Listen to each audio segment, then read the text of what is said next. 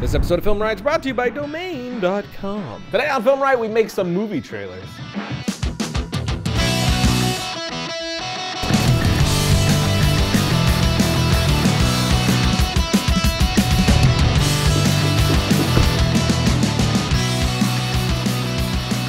Welcome to FilmRiot, the show that takes mystery out of the effects techniques to go into some of your favorite Hollywood films. I'm your host, Ryan Conley, and today we released our brand new music pack. This one is our Triune Scores trailer music pack. This one comes with 10 different songs to choose from, each one totally different style from the last, so tons of options. And like our last music pack, this one comes with all the songs broken out to their stems, so all the different layers for you to customize however you'd like to get it to fit your project perfectly. And since we just released this pack today, I figured now would be a good time to answer the question that we've gotten a billion times, like literally a billion. I don't think it's literally. It's literally a billion times. I doubt it's that much. 1 billion. Hey, FilmRiot, it'd be great if you could show how to make a trailer on the show. Show. It's double show. All the way across the sky. I get it. Yeah. Yes, we can. Making a trailer is sort of a tough topic to talk about since they are very subjective and will change radically depending on what the genre it is you are making it for, just what sort of tone you want it to have. But there are a few things that I try to keep in mind when I am making each one. So for demonstration's sake, I took my old short film Losses and made a 30-ish second teaser trailer for it. It was disappointingly easy to get you here. You have 5 minutes to get to my office. If you're there, you have the job. If not, I cut my losses.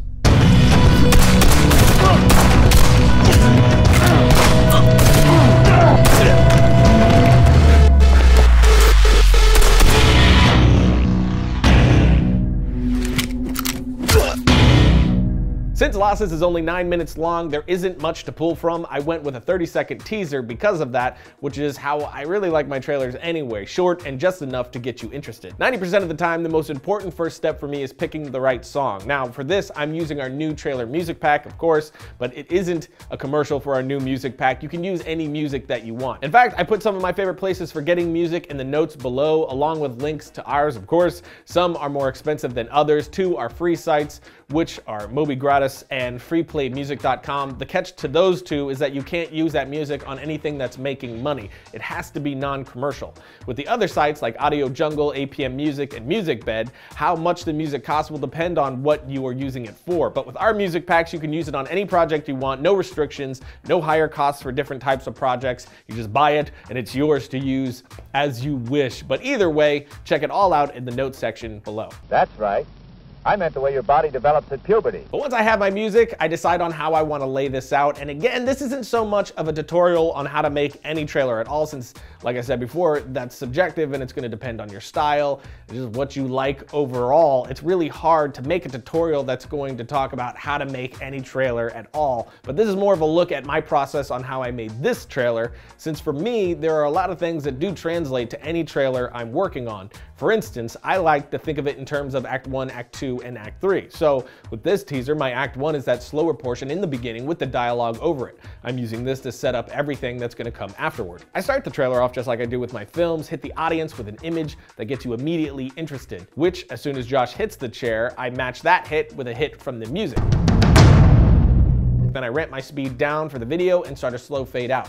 Again, I don't have a variety of footage to work with, so I'm going to use moments of black to work as interest for the piece. Below all this, I pop in the bare minimum needed from my actor's dialogue to set the stakes and goal for the piece. Then I use the music to ramp everything up to a point of hitting darkness to create that break and lead into our Act 2 section of the trailer, which I'll use music like this a few times as a transitional element to give movement and keep it from feeling bland. I've talked about this before with how I use music in my films, using those hills and valleys. If it's at a 10 the entire time, it probably won't feel exciting, but if you let it get quiet, then hit your audience with more intense music, you are more than likely going to get the effect that you want, since you are making a contrast between those two things and keeping your audience on their toes. I did this by editing the track I chose to fit what I wanted instead of just editing to the music how it actually was, and I make my cuts on hits like this one. to hide those edits. But after that music cut off and that last bit of dialogue, it moves into the Act 2 section. This is the main bulk of the craziness. This is the intense music portion. My only real goal here was to flood you with action imagery, giving the trailer a similar style to the layout of the actual film. In the actual short film, we start out setting the stakes and then kicked in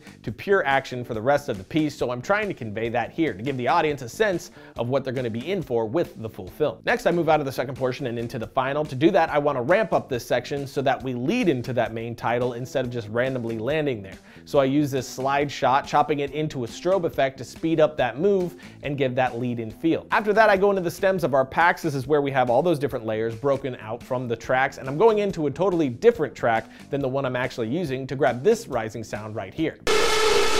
Then chop that to match the strobe of the shot and raise the volume of each clip of that rising sound to give us that big lead-in, and we have this.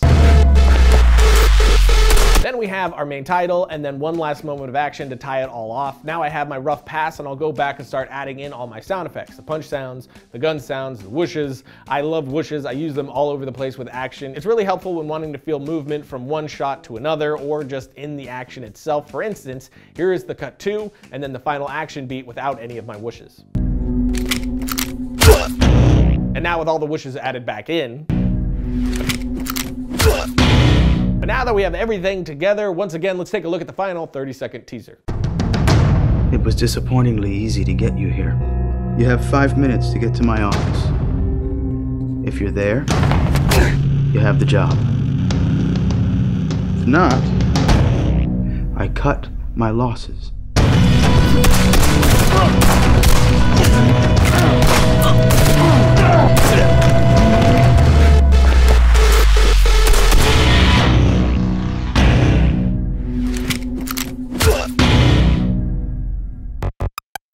Domain.com is the place to go if you're an innovator of any kind. You want to get yourself up on the interwebs. I'd not go to Domain.com for your next great idea. Domain.com has a bunch of different extensions for you to choose from, a list of 200 plus and growing extensions like .ninja, .expert, .club, .nyc. You could use all these to further your brand, and we could save you money by using the coupon code FilmRiot at checkout. You get 20% off your domain name, your web hosting, and emails. So when you think domain names, think Domain.com. Logo. That's it for today. Everybody inside. Come on. Well, that's it for today. Make sure you check out our trailer music pack done by the very talented Ben Worley. All kinds of great music there for you to choose from. And at this link right here, you can hear the different songs, get a walkthrough of the pack. And for our FilmRiot viewers only, we have the coupon code right here to get you 15% off that pack. So, you know, good stuff. Of course, I have the links below in the notes section of all the other places that you can look for music as well, so check that out, and I'll see you guys next week when Doug is up to something.